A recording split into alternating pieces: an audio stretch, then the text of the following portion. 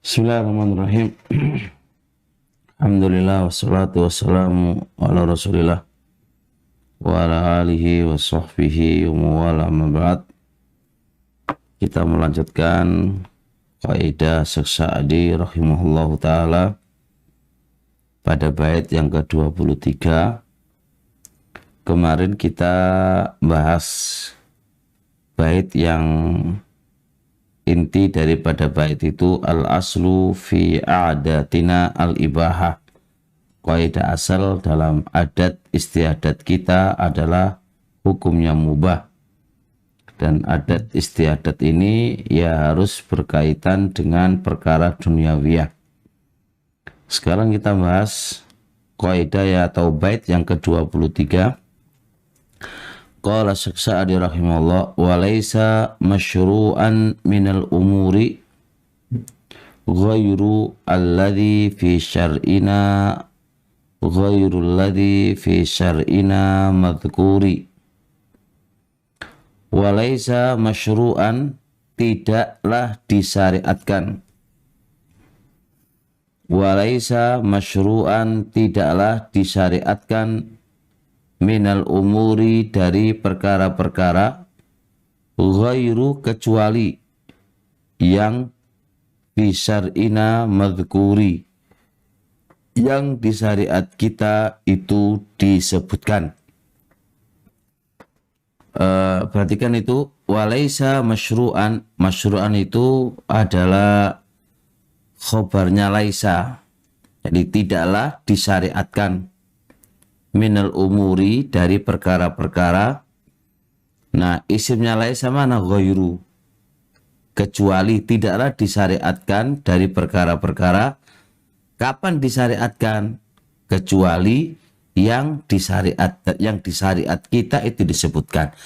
Jadi yang di syariat kita disebutkan itu disyariatkan, yang tidak disebutkan berarti tidak disyariatkan. Begitu makna kaidahnya. Itu mana baitnya. Jadi mana bait itu semuanya itu nggak disyariatkan. Bahasa kita nih walaisa masyru'an minal umur. Semuanya itu nggak disyariatkan. Kalau urusan agama ini semua itu nggak disyariatkan. Ini menunjukkan bahwasanya al-asal dalam urusan syariat, urusan ibadah itu hukumnya haram. Karena beliau mengatakan tidaklah semua perkara itu disyariatkan. Berarti asal urusan syariat, asal urusan ibadah itu berarti hukumnya haram. Nah, ghairul ladzi fi syar'ina madhkuri, kecuali maknanya itu disyariatkan kalau disyariatkan di syariat kita itu disebutkan. Berarti kecuali kalau di syariat kita disebutkan. Nah, berarti urusan ibadah, urusan syariat itu hukum asli haram, kecuali telah datang dalil yang menerangkan kebolehannya. Ini kaidah lawannya dari kemarin. Dan ini termasuk kaidah penerus atau penjabaran kaidah kemarin masih kaidah waturja'ul ahkamul yakini. Jadi ini yakin dalam urusan adat itu ibahah. Yakin dalam urusan ibadah, urusan syariat itu adalah kaidah asli adalah dilarang. Jadi kalau orang-orang itu melakukan ibadah apa saja, itu ya harus mendatangkan dalil. Karena kaidah asalnya, yakinnya, kaidah asalnya itu adalah haram hukumnya. Kalau haram hukumnya berarti untuk membolehkannya berarti apa? Butuh mendatangkan dalil. Kalau nggak ada dalil ya nggak bisa. Kembali kepada kaidah asal lagi, yaitu al-asal urusan ibadah itu hukumnya haram. Nah, dalil tentang kaidah ini banyak banget. Di antaranya firman Allah Subhanahu wa taala, am lahum syuraka'u syara'u lahum minad dini ma lam ya'dzan bihillahu. Am lahum, apakah bagi mereka syuraka'u, sekutu-sekutu, tandingan-tandingan, lalu mereka seenaknya sendiri syara'u, membuat syariat untuk mereka dari perkara agama yang Allah tidak izinkan kepadanya. Dan ini amlahum ini adalah sigha ingkariyah. Allah mengingkari kepada para pemimpin-pemimpin itu yang mereka membuat syariat untuk rakyatnya, untuk bawahannya dengan sebuah syariat yang Allah tidak izinkan. Berarti kalau ini bentuk pengingkaran, berarti sebuah syariat apapun harus ada izin dari Allah. Nah, izinnya dari Allah ya harus Allah yang ngasih penjelasan, Allah yang ngasih dalil, Allah yang ngasih pembolehan, kan gitu. Berarti kalau tidak ada dalil yang pembolehan dari Allah, gak ada izin dari Allah, berarti Anda itu diingkari oleh Allah. Ini berarti menunjukkan al-asal dalam urusan ibadah itu adalah asalnya hukumnya haram. Kemudian hadis Aisyah radhiyallahu taala anha, kata Rasulullah SAW, man ahdatha fi amrina hadza ma laysa minhu fahuwa raddun. Nah ini man ahdatha atau man amila amalan, siapa orangnya yang beramal suatu amalan. Nah, man amila amalan ini adalah perkara ubudiyah, perkara ibadah, perkara syariat, perkara ta'abudiyah itu. Nah, malaisa minhu, yang perbuatan dia dalam urusan ibadah itu tidak ada dasar dari Rasulullah, tidak ada izin dari Rasulullah, tidak ada dalil dari syariat kita, ya Allah, maka dia tertolak. Menunjukkan bahwasanya apapun amalan kamu dalam urusan ibadah, selama itu nggak ada dalilnya, Allah nggak terima. Nah, kalau Allah nggak terima berarti apa? Ya tertolak. Dan ini menunjukkan apa?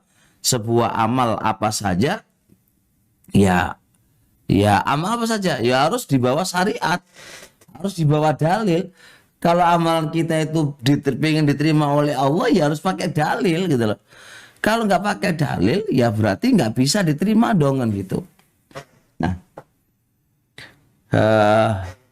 berarti dari kaidah ini jelas banget. Jadi kalau Anda bikin contoh begini, ya masalah kayak nuzul Quran.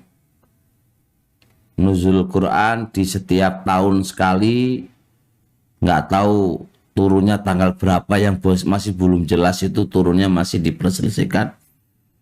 Nah, pertanyaan kita kan gini, nuzul Quran itu memperingati acara memperingati itu nuzul Quran itu urusan ibadah apa urusan adat, kan itu kan. Nah, jadi sepakati dulu. Oke, kita sepakat itu urusan ibadah. Nah, kalau kita sepakat itu urusan ibadah, berarti poin yang kedua, mukadimah kedua, nah asal urusan ibadah itu apa? Nah, kalau kita sepakat al-asal itu adalah hukumnya haram, berarti ya wis, kita masuk pada poin ketiga. Nah, kapan diperbolehkan urusan ibadah? Kalau ada dalil. Nah, kira-kira dalil kamu itu mana yang membolehkan apa itu namanya? Yang membolehkan apa? Nuzulul Quran. Kalau mereka jawab, loh saya nggak punya dalil. Mereka terkadang balik dalil itu. Terus kamu mengatakan itu nggak boleh atau itu bid'ah, terus dalil kamu mana, kan begitu. Dibalik begitu biasanya. Pertama gini, sebenarnya saya nggak butuh nanya dalil. Kamu tuh salah kalau kamu tuh nanyain saya dalil, itu salah. Kenapa? Karena anak pegangan dengan asal. Urusan ibadah itu asalnya hukumnya haram, kan gitu. Kok malah nanyain saya? Ya saya pegangan dengan dalil, dengan kaidah asal urusan. Makanya pentingnya kita memahami asal itu biar kamu nggak nanya. Biar kamu nggak nanya, karena asal dalam urusan ibadah itu hukumnya haram. Ya saya pegangan ini, kaidah ini, gitu. Nah, Anda kok membolehkan? Nah, membolehkan itu berarti kan keluar dari asal toh. Nah, itu yang harus butuh dalil. Nah, dalilmu mana gitu kan? Jangan Anda balikan ke saya. Jangan kayak Kayak asal adat istiadat itu mubah. Ya saya pegang itu. Anda mengharamkan adat istiadat ya harus butuh dalil karena keluar dari asal. Jangan nanyain saya mana dalil yang membolehkan. Yo keliru. Anda yang nggak paham kaidah kalau kayak pertanyaan gitu itu. Ketahuan banget kalau itu nggak paham kaidah, karena orang yang berpegang dengan asal itu faedahnya nggak perlu ditanya tentang pembolehan karena kaidah itu sudah didukung oleh dalil. Berarti itu patokan ukuran kita berada di atas kaidah tadi lah. Anda itu melakukan kayak gitu itu lu mana dalilnya? Ya ke urusan selamatan itu setiap ya per apa namanya eh, per berapa itu seminggu 100 hari lah setelah kematiannya, kemudian seminggu 100 hari seterusnya itu mana itu pertama kita nanya urusan ibadah apa enggak kan gitu. Jelas urusan ibadah ya wes yang didalili. Mereka pasti punya alasan. Lu masa wong keimangan kok salah gitu kan. Yang di dalam kumpul-kumpul itu ada bacaan Al-Quran, masa itu dilarang? Itu kan bagus. Bentar, kita jangan bahas masalah Anda ngasih makan, zat ngasih makan itu bagus, Anda baca Quran itu bagus, Anda baca Yasin itu bagus. Tapi ibadah ini kamu jadikan dalam satu waktu dan dalam satu tempat, terus Anda tentukan sekian-sekian, ini kan butuh dalil toh. Jadi kita nggak bahas orang ngasih makan itu bagus, iya bagus, nggak salah memang. Tapi kenapa Anda harus khususkan ketika selesai matinya si A? Nah pengkhususan ini itu yang dibutuhkan dalil gitu loh. Anda kenapa baca Al-Quran aja, kenapa kok nggak di rumah, kenapa lari-lari ke rumahnya si A si mayit itu? Ya kan, terus kemudian harus di waktu yang khusus. Nah kenapa harus di rumah itu? Yang kedua di waktu yang khusus. Ini kan saya butuh dalil ininya. Bukan anak butuh dalil hukum bacaan Al-Qur'annya. Dari dulu orang baca Quran ya bagus sama bilang itu jelek gitu kan. Kadang-kadang kita ditanya yang demikian itu. Kita nggak bahas tentang hukum bacaan Qur'annya, tapi penempatan poin-poin tadi diletakkan di sebuah tempat di waktu yang sama dan di waktu yang telah ditentukan. Ini kan semuanya kan urusan ibadah ini nih. Nah yang saya tuntut tuh mana dalilnya? Ini kan urusan ibadah. Penentuan waktu, penentuan ini kan urusan ibadah. Nah, adapun urusan mau ngasih makan orang itu kan mutlak, nggak ada ketentuannya. Dalilnya juga dalilnya umum, mutlak itu kan dalilnya itu umum. Nah kok bisa diikat di waktu tertentu, di munasabah tertentu, ya ini kan butuh dalil. Ya jadi harus dipahami kayak moco tahlilan setelah kematian. Kita nggak bahas tahlilannya lapik moco la ilaha illallah, afdalu dzikri la ilaha illallah. Dzikir yang paling bagus ya moco la ilaha illallah, bagus itu. Tapi kenapa kok ditempatkan di waktu khusus dan di acara khusus itu? Kenapa penempatan ini yang Anda anggap sebuah ibadah itu? Anda bukan mau dzikirnya la ilaha illallah itu jelas ibadah, cuma Anda tempatkan di sebuah tempat di waktu yang khusus, itu anggap itu sebuah ibadah, itu butuh dalil, itu butuh dalil. Jadi yang harus dicermati dengan baik itu jangan bahas masalah asal muasalnya, tapi mempraktekkan sebuah ibadah tadi itu juga membutuhkan dalil, khusus kalau Anda lakukan itu secara khusus. Ya kayak zikir seribu zikir itu kan pada dasarnya fadkurullah dzikran katsira. Allah tuh menyebutkan zikirlah kepada Allah dengan zikir yang banyak. Tapi kenapa kalau zikir kok dibatasi harus 100.000, nggak ambekan, nggak ada nafas, nggak ada ini. Ini kan zikir sebuah ibadah. Nah, menjalankan aturan zikir tadi itu dengan gaya khusus ini khusus itu kan butuh dalil. Kita nggak berzikir kok dilarang. Orang-orang bahas zikirnya, tapi mempraktekkan zikir itu loh yang itu sebuah ibadah dan Anda anggap itu sebuah ibadah. Ini saya butuh dalil-dalilnya. Yang saya itu butuh dalilnya. Jadi karena perkara ibadah itu ya harus pakai dalil, nggak bisa nggak bisa nggak. Kalau nggak ada dalilnya ditolak. Yang kalau nggak ada dalilnya ditolak, nggak bisa dilakukan. Nah, alhamdulillah selesai di kaidah 23, dan kaidah ini Masya Allah azim banget. Jadi azim banget, agung banget, dan kesimpulannya ya tolong dipahami dan dibedakan antara urusan ibadah sama urusan duniawiyah. Jadi jangan begini, dikit-dikit bid'ah, dikit-dikit bid'ah gitu kan, dikit-dikit gak ada dalilnya gini. Coba kamu gak usah pakai mobil, gak usah pakai motor, pakai onta aja. Ini nggak bisa bedakan antara ibadah sama urusan dunia. Mobil itu urusan dunia, orang urusan ibadah itu. Jadi nggak masuk dalam pembahasan kita. Pakai sepeda motor, sepeda ongkel itu urusan dunia.